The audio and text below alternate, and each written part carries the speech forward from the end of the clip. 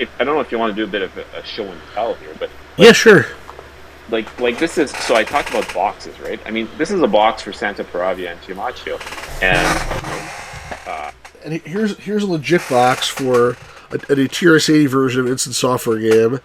And they look very similar, except yours is red for Apple, mine is green for TRS-80. But the boxes, you know. Exactly, right? And it looks like it would be a fair amount of work to do a forgery of this box, right? There's some inside, there's some inside structure to this box, etc. Like this is not that easy to do. It requires a bit of work. I'm curious what this one is. But then when you look at it in detail, like one of the biggest tells on this box, if you look at the hang tab on this box, this was supposed to be a die-cut box. And that hang tab here, you can clearly tell is not die-cut. And in fact, you can almost see here a little bit of what looks like a pen or pencil mark, right, which was probably somebody traced this and then cut it by hand, right? So there's one of the sort of tells on that. But you wouldn't necessarily look at that in great detail unless you suspected that there might have been an issue. See, now I'm scared. Is mine real? Maybe mine's not die cut either. It's like, there's no lines on it, but there's a little thing sticking up where they tore it. But it's not perfectly round. I mean, I don't know. It's on the other side. It's easier to see. It's who the hell can know? Oh, sorry, whoops, around the camera there. I mean, it's that's the thing. It's these visual inspections are very hard to tell by. I'm with you in terms of what's on the disc or the tape is much more of like a smoking gun, if you will. You know what I mean? It is, yeah, it is. And in fact, one thing I did after I had imaged those two discs is I sent the discs to John Morris, Applesauce, and he did a forensic analysis. I mean, John's an expert at this kind of stuff, at disc recording and encoding and all that. And one thing that he was able to tell, I mean, you can't tell. Oh, this one still has like the thing in it, so it's. Yeah. you can't tell who wrote the disc, but one thing that he was able to tell, based on essentially, let's call it a digital fingerprint, is that the two discs for Fracas and Chambers of Zenobia were written using the same tools and the same source, right? So, of course, that makes no sense if those were original discs, but it totally makes sense if somebody was purposefully creating fake disc images. Right? That's crazy. Yeah, and then the tapes, right? I mean, so this is the tape that I got for Santa Paravia and Fiumaccio, and there's all kinds of issues with it, including the fact that this is supposed to be a die-cut label, which it is not. The hole here is very rough. If you look at the corners, they're very rough. It's not die-cut at all. In fact, if you look at one of the corners here, you can actually see a little bit of white, and what that is the label that was printed on was white. Everything, all the color here has been printed on, but the person that actually cut it didn't cut it quite right. So there's a little bit of white that shows from the background color of the label. But I dumped the contents of the tape, and what's on this tape, and what's on this tape as well, which is Enchanted Island, which has a much better label, by the way, and much better printing, is just random noise. And on the Santa Paravia tape, you actually hear in a couple of spots some people talking, right? It's not computer data. It's clearly not. It's like in Star Trek, we like magnify that and enhance, and then you hear who exactly is saying that. Well, exactly, and you know what? Somebody, since sort of the evidence went out, somebody actually did that. Oh, really? And there's one area where they could actually tell there's some cursing going on or something. They could actually tell what was being said. But the funny part is, well, funny, it's not funny. The interesting part is that it's Italian. Well, it is Santa Paravia e Fiumaccio. It should be Italian, right? Different kind of Italian. So this is Chambers of Zenobia. This is what I received for Chambers of Zenobia, and it's a complete fake. But at first, it might not look like a fake, right? So it's a folder. It's relatively well printed. It's black on red. That's at the back. The inside is just blank, but that's not an issue in itself. I have other games by Avant-Garde Creations where it's exactly like that. There's no instruction from the inside. It's just sort of a cover folder to this is the game, and that's all it shows. what was interesting though, and I think this is going to be hard to see, but um, here, but towards the bottom of that paper, I noticed there was like a little bit of a logo that almost showed. It's hard to see, but you can I really see see what you're something. pointing at. I see what you're pointing at. It is Yeah, very there's kind faint, of a but little bit of a logo there. So I was like, "Oh, that's interesting." So let's take a look at that. So I scanned it at high resolution. I enhanced it in Photoshop, and sure enough, there is a logo, and there's also so it's a watermark on the paper, and you can also read the name of the company, and it says Fabriano. So Fabriano. So I looked it up on the internet, and Fabriano is a manufacturer of an Italian manufacturer of high quality papers. So like I don't think that Avant-Garde Creations in the early 1980s was using fancy Italian paper to print their folders. wow. And at that point, so when I discovered that, I still did not know who I was dealing with on that trade, but I told um, the intermediary, David, that I was, he's the one who coordinated the trade. I asked him at that point. I said, "Is the person that you're dealing with in Italy?" And and then a little bit later, he's like, "Yeah, he is in Italy, and it's Enrico Ricciardi." And I'm like, "Well, all these sorts of these are not just coincidences, right? I mean, there's something going on here." Yeah, that's really crazy. So I think one of the impacts I've seen of this whole thing happening.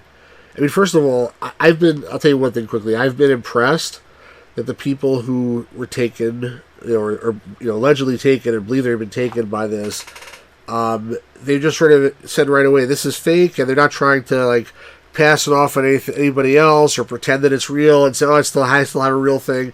They've just been sort of accepting it and moving on, which I think is very admirable. But the thing I've seen is that, like, lately in the community, is that everyone's getting scared now that like half the stuff they own is fake, especially like the stuff that you collect. That's all like most of it's early stuff in baggies, boxes. Everything was done by hand anyway.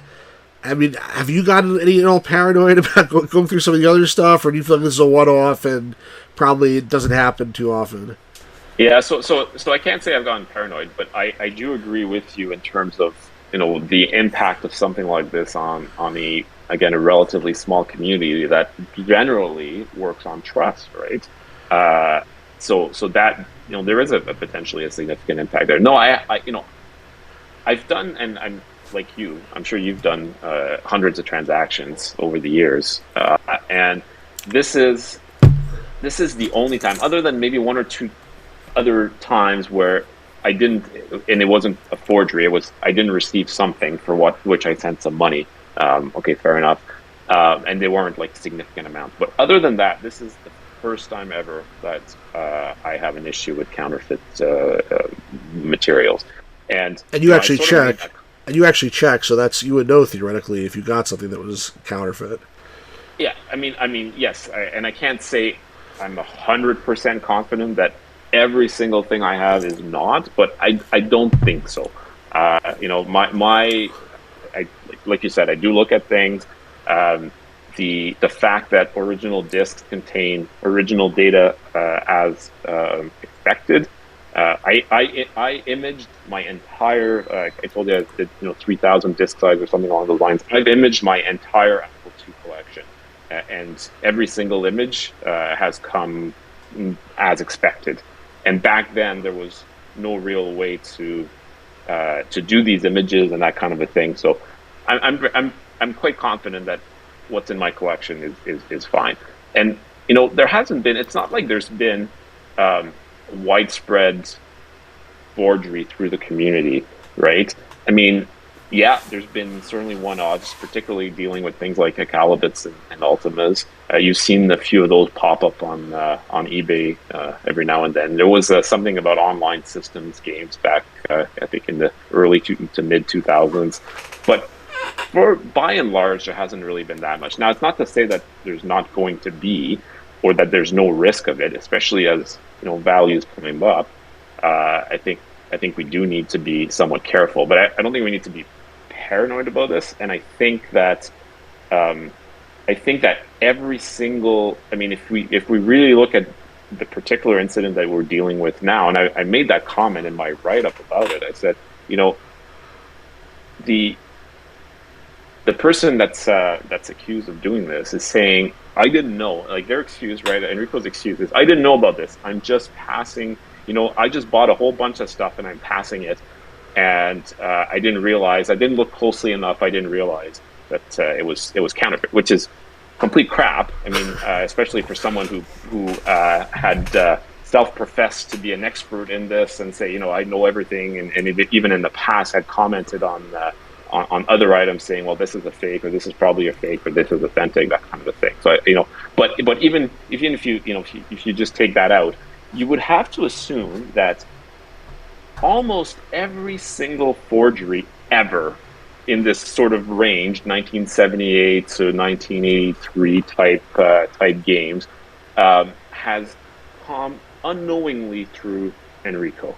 And I've seen some of the numbers and some of the games, and I know some people don't want to sort of come public about this, and that's fine. But we're talking about 75 to 100 and potentially more games, right? There is no way that this is just unknowing. But I guess to add to this, it's very much centered on one individual. So I don't think that there's a whole pile of this going on. It's my assessment, certainly. It's just my opinion. Some people might disagree. But it does point, it's a good reminder for us, I think, for everybody here, that we need to be somewhat vigilant. Yeah, I mean, I had a bunch of thoughts about this when I heard about it. I mean, first I was like, what? I mean, that was my first thought. But after I got past that, I mean, first of all, con is like short for confidence originally. The way they appeal con you is they get into their confidence. I mean, clearly, Enrico is alleged to have done this. Is definitely was in a position where a lot of people trusted him. But I have to feel like the secrecy thing was a big part of this, because when I heard about the scale of it, like you're saying, I feel like me, with the knowledge that I have of the collecting world, just from being in this such a long time, if I had seen all the trades, if they were all laid out in front of me at the same time, I would have said something doesn't look right here.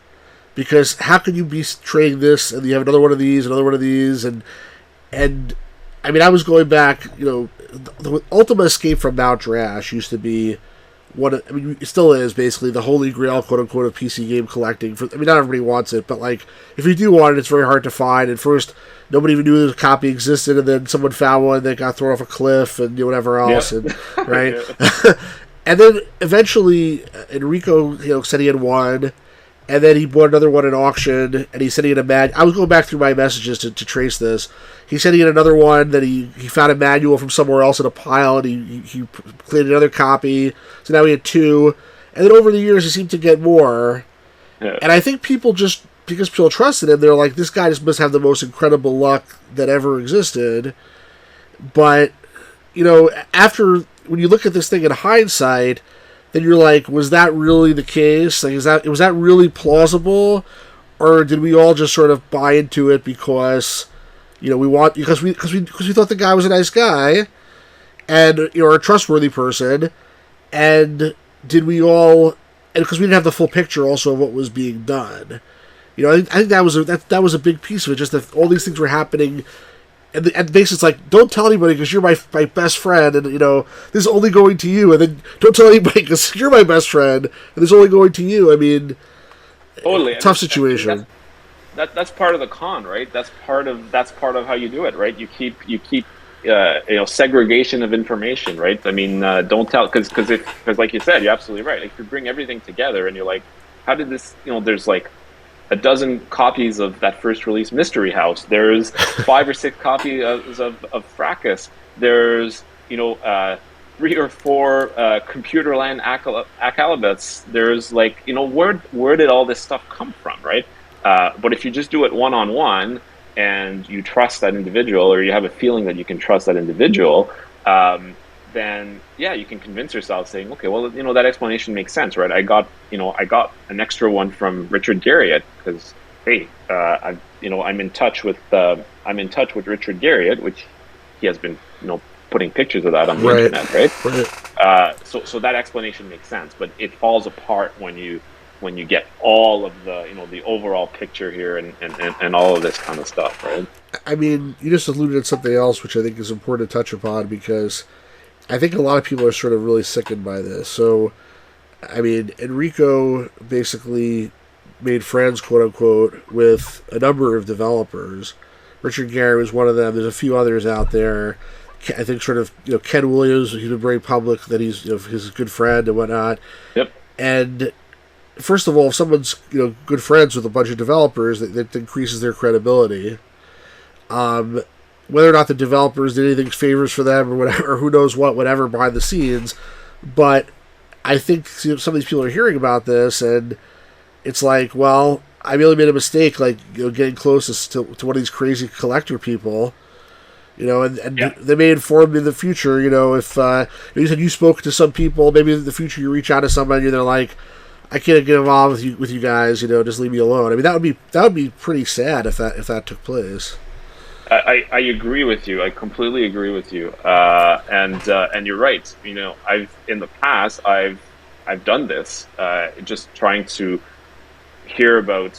My interests weren't so much about sort of the bigger games like Ultimas and online system and that kind of a thing, because I felt that a lot of that information was out there already. But not all of it, but a lot of it. I've mostly looked for sort of smaller developers and authors and that kind of a thing, like Stephen Sachs on Chamberlain Zenobia, that kind of a thing. But you're right; it would be very unfortunate if what that led to is that there's that trust is completely gone, and then people don't want to talk. And because I think there would be a lot of potentially really interesting historical information that would not make its way out, and that's unfortunate, because it's a really I'm sure it's the same for you, and I'm sure it's the same for a bunch of people that are listening. Part of the reason we do this is because it's fun, and it's a really interesting period of time, and it's a really interesting story. I use that in the sort of big picture sense. Sure. All of this is really interesting kind of stuff, right? For sure. So one other thing, I have a little bit getting nervous about something. When I start talking to you with this die cut, I'm like, this is die cut. A couple of things I want to show you. One is this tape here from Instant Software. On one side is Perfect Pong, and one side is Pong. Now, the labels don't look like they're on pretty well, but I'll tell you, one of them fell off and I glued it back on, so I probably do a very good job. I don't remember which one it was. And the other one looked like it already fell off before me. The other guy glued it back on.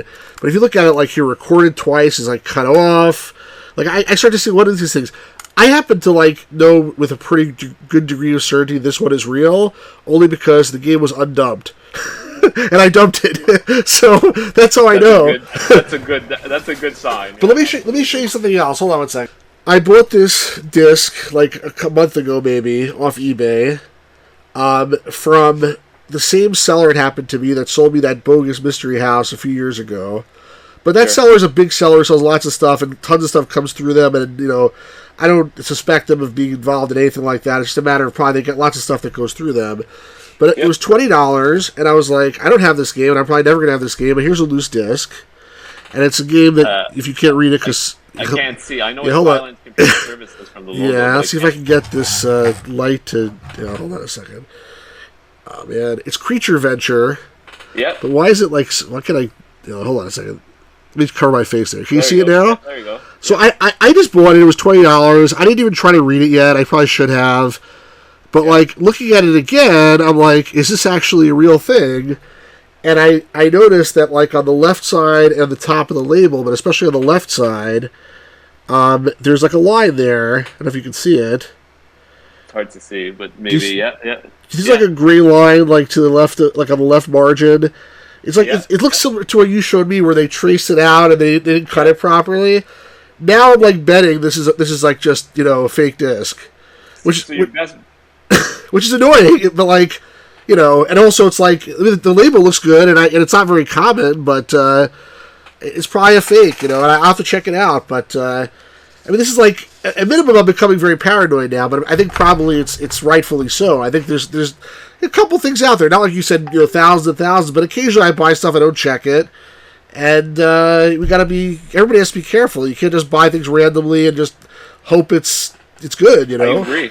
Yeah, I agree. And the best thing that you can do is you can actually applesauce that disc and look at the disc contents, and that should give us a good idea. In fact, I'd like you to do that if you at some point. I We can will. talk about it later, but you can send me the disc image because I'd really be interested in seeing. 'Cause like I told you, there's ways to do some forensic analysis on this That would be can tell interesting. us if it's authentic or not authentic.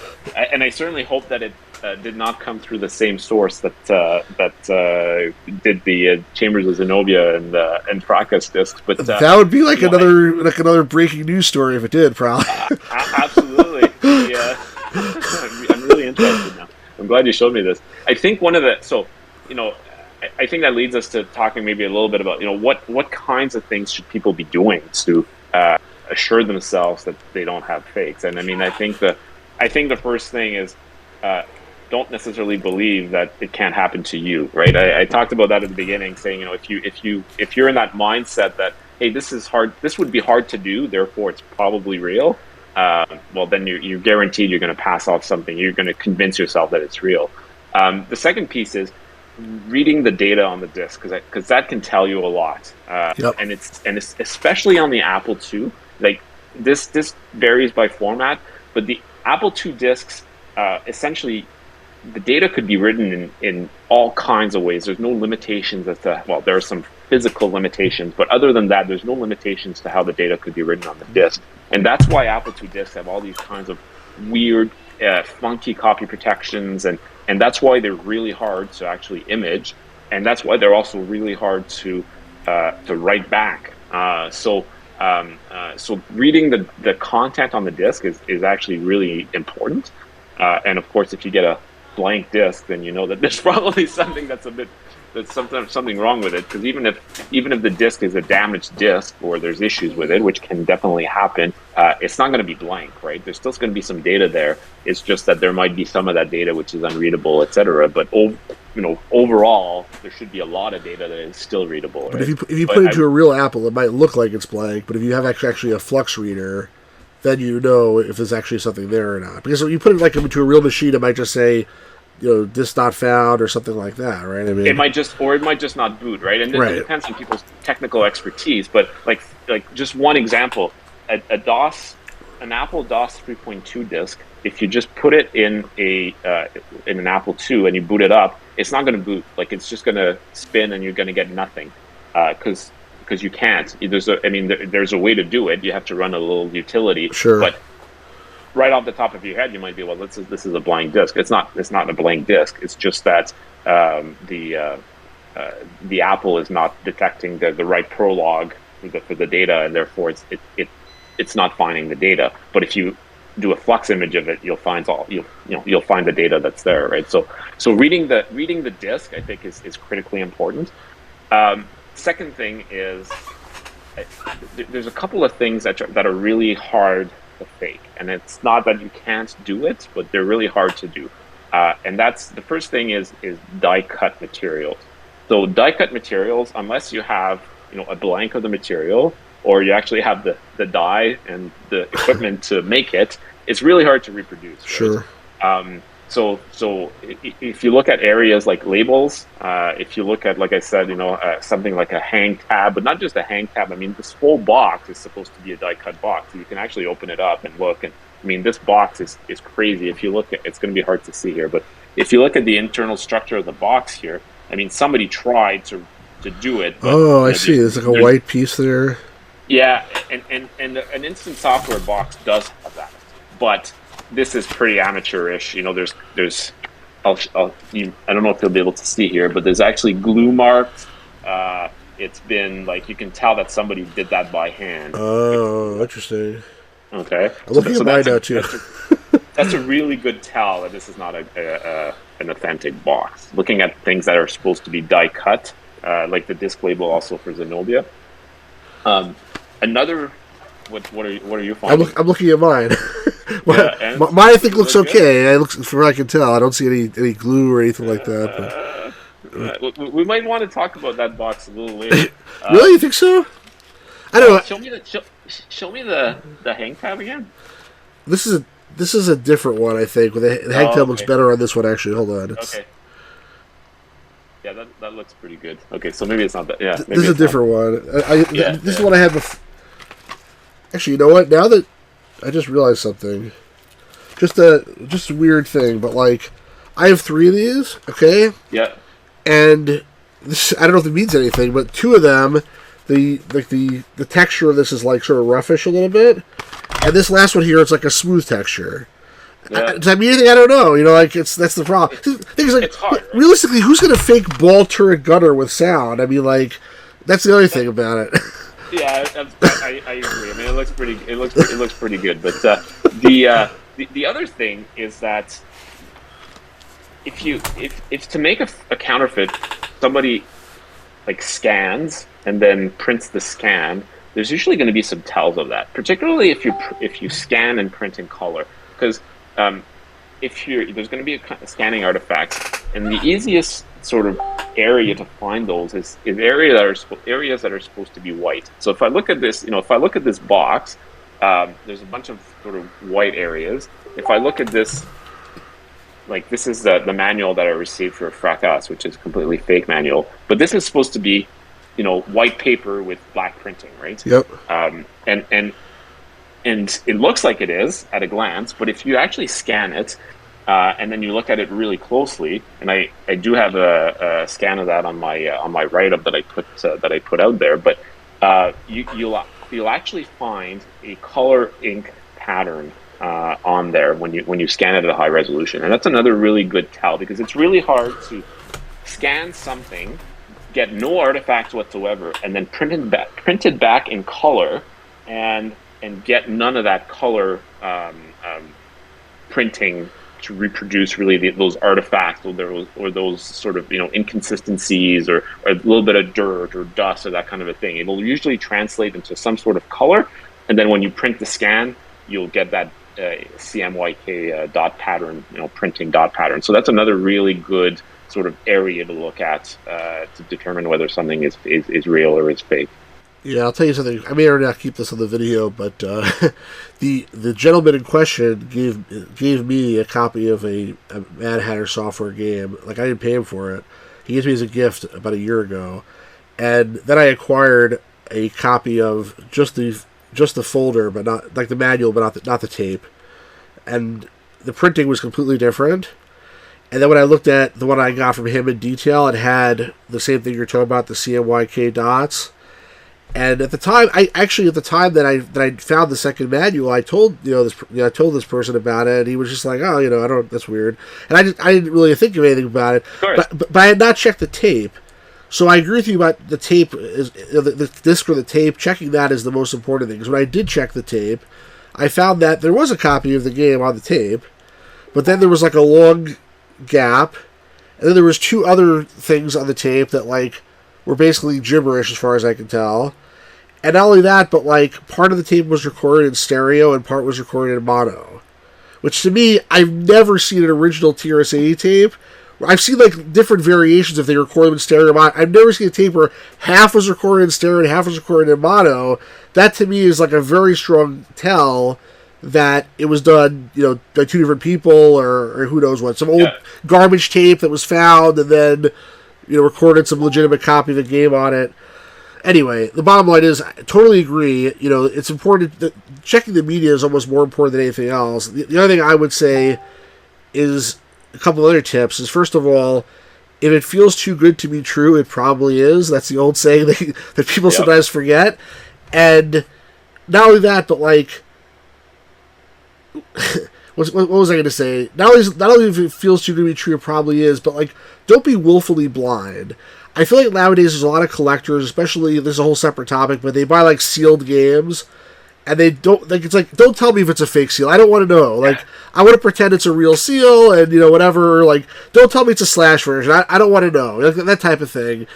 Like, if you want to be like at some point where you like this, when this hobby is important to you, and gaming is important, you don't want to, unless you have infinite money to spend on whatever random weird things you want, you need to like be very careful what you buy.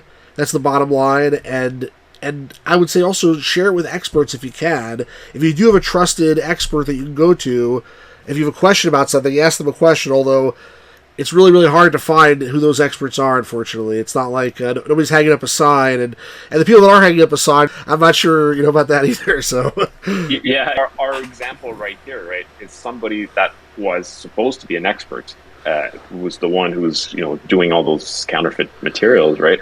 But I think you're right though, and I think what this needs to be, and I know sometimes people sort of want to keep their finds to themselves and not necessarily share them. But I think actually sharing more of that information out there is beneficial, because then you have more than one person looking at it who can provide some comment. And then especially critical is sharing. If you know you've had a bad experience, or somebody's tried to and you're sure of it, don't if it's just like you're not quite certain, then ask a question. But if you've had a bad experience, share that bad experience so that people can know, and people can know who's what happened and who was involved. Because I think this is part of it, sort of that self-policing piece here that will allow us to understand what's going on and avoid some of that. Some of those issues, like you were talking about before, just the fact that sort of segregation of information and secrecy is what, in some ways, has allowed this to continue for a number of years, right? So sure. I'm hoping. I mean, I've personally been encouraging, and some people have different opinions on that, and that's fine. But personally, I've been encouraging every single person who's been impacted by this particular individual to actually come forward and say, hey, here's what happened, right? And I know not everybody wants to do it, and that's fine. That's their call. But I think it is beneficial to actually share that and provide that information out there. I would say the other thing is, just given all this bad stuff that's happened, I think people should have stopped collecting PC games. And if you have any rare PC games that you want us to take off your hands, Stephane and I would be happy to do that for a small fee. This way you don't have to worry about this anymore, and we can do it for you. Yeah. No, it's funny, but yeah. No, go ahead. I'm sorry. What were you saying? I was going to say, the one thing I hope that this does not do is, it's kind of exactly what you said. I hope that this doesn't, make everybody really cynical and make their whole community really cynical, because I think that would be really, really, really unfortunate. Because I think there's, lots of great people, lots of interesting people, lots of great stories, and the more we're able to share some of that information, the more interesting it is, right? And the more fun it is, and I hope that does not stop because of this particular, this one individual in the community. Totally agree. So this has been great. Any other final thoughts or last words, or anything else you want to share with the people watching? If somebody can find me an original, not this, because it's not, of Chambers of Zenobia, I would be amazingly grateful, and I'll make you a good trade. Or I'll pay you good money for it, I'm sure, too. So. Yeah, exactly. All right, well, Stephane Racle, thank you so much for being on the channel here. And this has been great, and I'm sure we'll talk soon, but I think hopefully people learn a lot from this interview, and please leave your comments, and any questions for Stephane, leave them in the comments, and I'll be happy to pass them along. Would you want to plug your website? Sure. Yeah. Thanks. First of all, it's been fantastic. So really appreciate the opportunity to be on your channel. My website, Computer Gaming World Museum, cgwmuseum.org. That's the sort of the Computer Gaming World collection, and then the Gallery of Undiscovered Entities, which has not been really updated in many years, but there's still some interesting information. It's great. It's awesome. It's just gue.cgwmuseum.org. Yeah, at CGW Museum, if you haven't seen the Computer Gaming World magazine, it has an archive of the first at least 100 issues, I believe, plus some other. It's all the issues. It's all the issues. Wow, it's amazing. It's that magazine is amazing, and it's very hard to find nowadays. But there's digital copies basically of everything available on Stephane's website, so make sure you check that out. And please leave a comment and let us know what you think of this. But thank you so much, Stephane, and talk to you very soon. Have a great day. Thanks, Stu. Really appreciate it.